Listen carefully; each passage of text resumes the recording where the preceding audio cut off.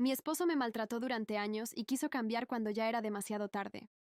Siempre me pregunté en qué momento mi matrimonio se convirtió en una prisión. Al principio él era mi refugio, mi todo. Yo tenía 22 años cuando me casé con Esteban, y creí que el amor era suficiente para soportar cualquier cosa. Me equivocaba. Esteban era encantador con todos. Un hombre respetado, carismático, de esos que todo el mundo admira. Pero en casa era otra persona. No lo noté de inmediato.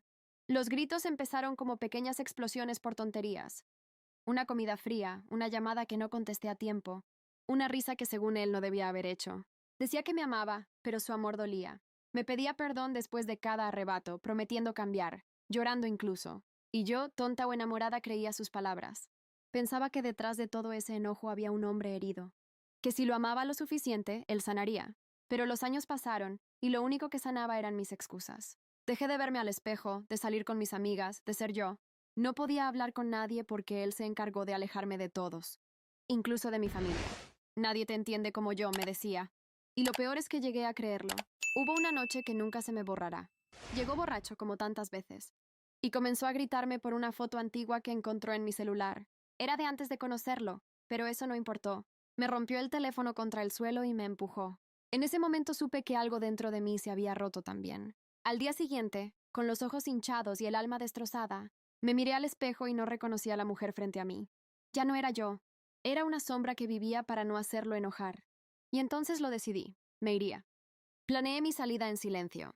Esperé a que se fuera al trabajo.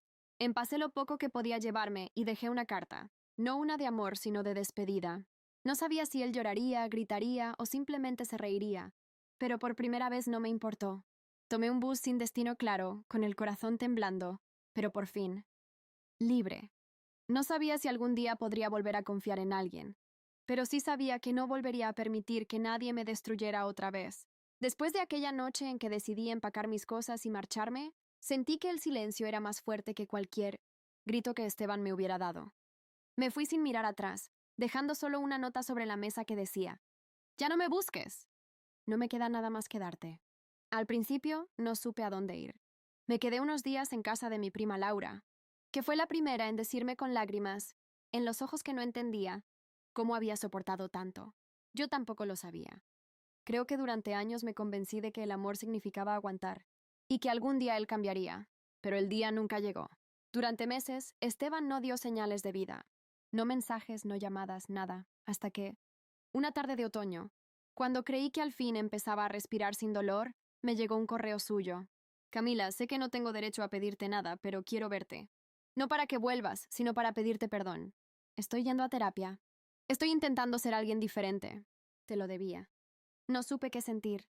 Parte de mí deseaba que esas palabras fueran sinceras, pero otra parte temía que fuera otra de sus manipulaciones. Aún así respondí con un escueto: «No estoy lista». Pasaron semanas, luego meses, pero Esteban seguía escribiéndome, sin insistir, sin exigencias, solo contándome cómo intentaba reconstruirse. Y, aunque no quería admitirlo, empecé a leer sus mensajes con atención, hasta que un día vi una foto que me dejó sin palabras. Esteban en una reunión de hombres que habían cometido violencia doméstica, contando su historia con lágrimas en los ojos. No supe si sentir rabia o alivio. Laura me dijo: «No caigas, Cami, no todos cambian y él te destruyó». Y lo sé, pero ¿qué pasa si realmente cambió? ¿Y si ese cambio llegó demasiado tarde?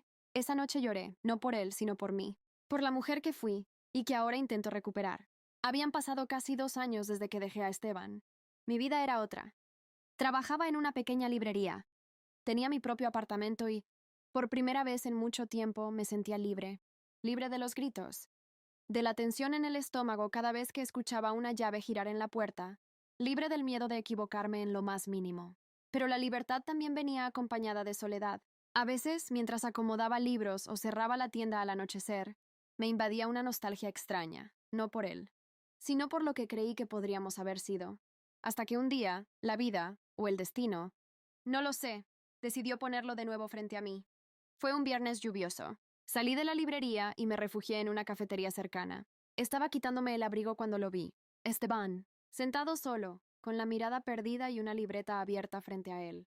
Había envejecido. No en años, sino en expresión. Tenía el rostro cansado, la mirada más serena, pero también triste. Por un instante pensé en dar media vuelta, pero él levantó la vista. Nuestros ojos se cruzaron, y ahí, en ese segundo eterno, todo mi cuerpo recordó. El miedo, el amor, el rencor, la pena. Camila, susurró, levantándose con cautela, como si tuviera miedo de asustarme.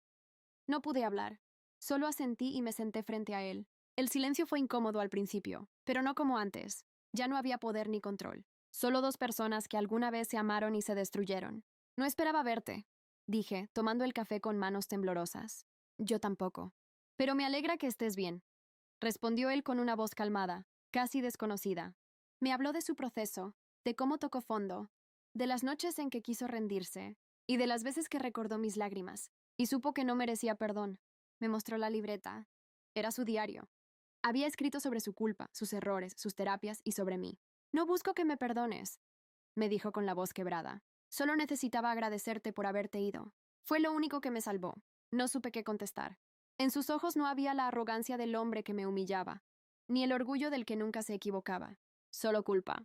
Y algo parecido a paz. Nos despedimos con un abrazo breve. Y mientras lo veía marcharse bajo la lluvia, entendí algo. El perdón no siempre significa volver. A veces significa soltar, sin odio, lo que alguna vez dolió tanto. Esa noche llegué a casa, encendí una vela y escribí en mi propio diario. Hoy me vi a los ojos con mi pasado, y por primera vez no sentí miedo. Solo gratitud por haber sobrevivido. Actualización 1. Han pasado 3 meses desde aquel encuentro con Esteban en la cafetería. Creí que sería un cierre simbólico, una conversación final antes de que ambos siguiéramos con nuestras vidas. Pero no fue así. Desde ese día, él comenzó a escribirme. Al principio, solo mensajes esporádicos, educados, respetuosos. Me felicitaba cuando publicaba algo sobre mi trabajo, o me preguntaba si había leído tal libro. Nada invasivo. Yo respondía con distancia, pero sin frialdad. No quería volver a odiarlo. Sin embargo, con el paso de las semanas, sus mensajes se volvieron más personales. Me contaba de sus terapias, de cómo había dejado de beber, de sus nuevos proyectos. Y sin darme cuenta, empecé a responder con más interés del que hubiera querido. Había cambiado, o al menos eso parecía. Una tarde, después del trabajo, me invitó a tomar un café como amigos. Dudé. Parte de mí quería decir que no, que reabrir una herida sanada era un error. Pero otra parte, la que aún buscaba entender por qué todo salió tan mal, aceptó. Nos vimos en la misma cafetería donde nos habíamos cruzado. Él llegó puntual, más tranquilo, con ese aire de humildad que nunca antes había tenido. No sabes cuánto me alegra verte, me dijo con una sonrisa genuina. Y yo, contra todo pronóstico, sonreí también. Hablamos por horas, de la vida, del pasado, del perdón. En un momento, él me dijo algo que me dejó sin palabras. He aprendido que el amor no es posesión, es cuidado. Y ahora entiendo que yo no sabía cuidar nada, ni siquiera de mí. Esa frase me golpeó con fuerza, porque en el fondo yo también había cargado culpas. Siempre pensé que si hubiera sido más paciente, más fuerte, quizás todo habría sido distinto. Pero escucharlo reconocerlo así fue como soltar un peso enorme. Antes de despedirnos me pidió algo inesperado. ¿Podríamos vernos de nuevo? No para hablar del pasado, sino para empezar de cero, aunque sea como amigos. Lo miré a los ojos. No vi manipulación ni pena, solo sinceridad. Podemos intentarlo, respondí, aunque una voz dentro de mí me susurraba que estaba cruzando una línea peligrosa. Esa noche, mientras caminaba a casa, pensé mucho en lo que estaba haciendo. ¿Era perdonar? ¿O era volver a caer en el mismo ciclo? No tenía respuestas. Solo sabía que por primera vez hablar con él no me dolía. Pero la vida, como siempre, tenía sus propios planes. Porque poco después ese intento de amistad empezó a confundirse con algo más. Algo que no sabía si quería o temía. Después de aquel encuentro con Esteban, las semanas siguientes se convirtieron en un torbellino de emociones que no supe cómo detener. Nos veíamos más seguido. A veces para tomar un café, otras solo para caminar por el parque. No había declaraciones, ni promesas, ni palabras grandes. Solo silencio cómodo y miradas que decían más de lo que deberían. Yo intentaba convencerme de que lo nuestro era una amistad adulta, madura, que ambos habíamos cambiado. Pero dentro de mí, algo estaba despertando otra vez. Recuerdo una tarde lluviosa. Estábamos en su auto, esperando que escampara. Él encendió la radio y comenzó a sonar una canción que solíamos escuchar cuando estábamos juntos. El ambiente se volvió espeso, lleno de nostalgia. Él me miró y dijo en voz baja: a veces me pregunto cómo habría sido si no te hubiera perdido. No supe qué responder. Me limité a mirar por la ventana, con los ojos llenos de lágrimas contenidas. Y sin pensarlo, él tomó mi mano. No hubo resistencia de mi parte. Fue un gesto tan simple y tan peligroso a la vez. A partir de ese día todo cambió. Los mensajes se volvieron más constantes, las salidas más largas y las conversaciones más profundas. No era amor, no todavía, pero era una conexión que me hacía sentir viva después de tanto tiempo. Sin embargo, lo que parecía un nuevo comienzo empezó a tornarse confuso. Él comenzó a hablar del pasado con un brillo extraño en los ojos. Me decía que soñaba con una segunda oportunidad, que ahora sí sabría cómo cuidarme, que aún me amaba, y fue ahí cuando el miedo regresó. El mismo miedo que había sentido años atrás, cuando cada palabra dulce era seguida por una herida. Porque aunque yo veía a un Esteban distinto, no podía olvidar las noches de lágrimas, los gritos, la sensación de caminar sobre cristales para no hacerlo enojar. Una noche, él me invitó a cenar. Todo fue perfecto, el restaurante, las risas, el ambiente, hasta que me dijo algo que me heló por dentro. He estado pensando, podríamos intentarlo de nuevo, Camila. Esta vez sin errores, sin orgullo. Me quedé muda. No supe qué decir. No porque no hubiera una parte de mí que quisiera creerle, sino porque también había otra que sabía que no debía hacerlo. Así que lo miré y respondí con voz temblorosa. No sé si puedo volver a amarte de la misma manera. Él bajó la mirada, decepcionado, pero no insistió. Pagó la cuenta, me llevó a casa, y antes de que bajara del auto, me dijo algo que me partió el alma. Yo esperaré. Aunque nunca vuelvas, esperaré. Esa noche lloré, no de tristeza, sino de cansancio, porque entendí que el perdón no siempre implica volver, que a veces, sanar también significa cerrar la puerta que una vez nos destruyó. Y aunque aún no lo sabía, ese sería el último día que lo vería. El destino, como siempre, tenía preparada una última lección. Actualización 2. Han pasado varios meses desde la última vez que vi a Esteban. A veces, cuando voy en el bus o camino por la ciudad, me parece verlo entre la multitud. Pero luego recuerdo que él ya no está aquí. Después de aquella cena, simplemente desapareció. No volvió a llamarme, no contestó mis mensajes, no intentó buscarme. Y aunque eso debería haberme dado paz, lo que sentí fue un vacío enorme. Porque por primera vez, la ausencia no era un castigo, sino una consecuencia. Yo había decidido no volver con él, y aunque era lo correcto, no sabía que dolería tanto. Empecé terapia.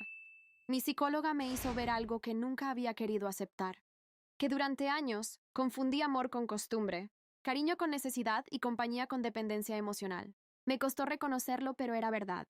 Con Esteban aprendí lo que era amar a alguien que me hacía daño, y con su partida entendí lo que significaba empezar a amarme a mí misma. Al principio la culpa me devoraba.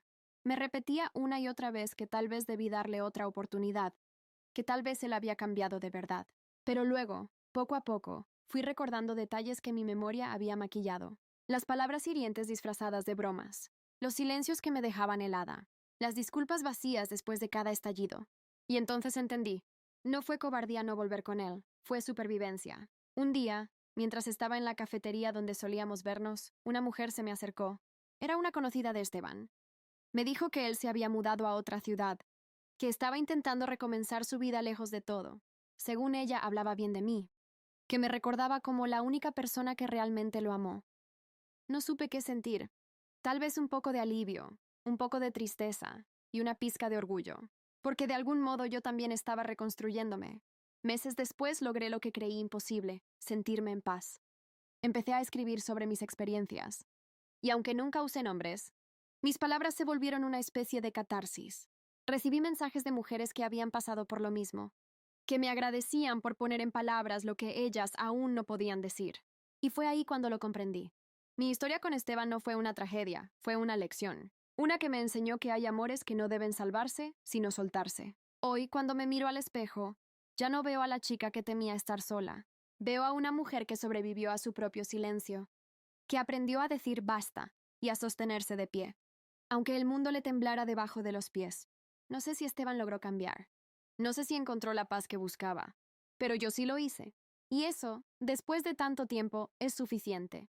Creí que la historia con Esteban había terminado, que ya no quedaban palabras entre nosotros. Pero una noche, justo cuando me preparaba para dormir, el sonido del celular rompió el silencio de mi habitación. Era un mensaje de él. No lo había borrado de mis contactos, aunque hacía meses que no hablábamos. Su nombre en la pantalla me provocó un vacío en el estómago, que no sentía desde hacía mucho. Solo quería decirte gracias. Por no volver. Por dejarme enfrentar mis errores solo.